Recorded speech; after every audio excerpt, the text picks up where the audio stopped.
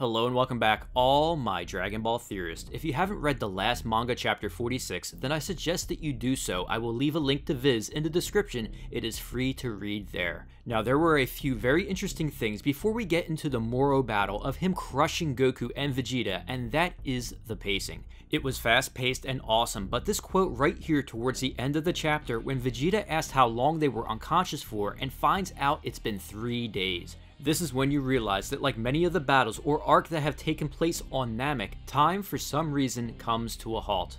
Afraid knowing that this planet only has 1 minute left before it explodes. Question. Huh? Do you have a watch? No, why? Do you know what a minute is? What? Of course I do. I don't think you do. Logically, we think that while Goku and Vegeta were unconscious, that Moro would have easily got all the Dragon Balls in a few hours. However, it is clear they are going to slow this thing way down, since he only has 3 Dragon Balls after 3 days. Maybe Moro is just enjoying the fresh air since being locked up for 10 million years, or perhaps he is just really enjoying torturing all the Namekians. Whatever the case may be, he is taking his time.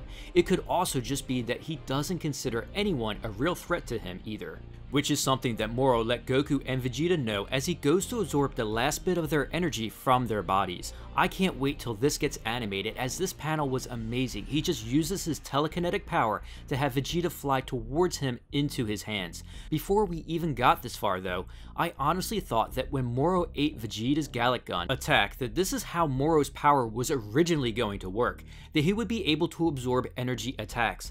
I thought he would tempt Vegeta to use a final flash or something, and he was going to eat it to regain his power.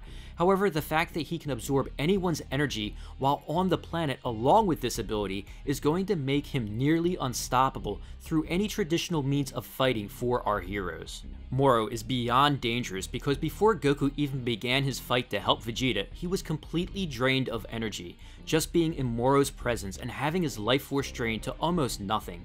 Which is why, even despite how powerful they are, and there were no fighters like them in his time, they actually aren't a threat.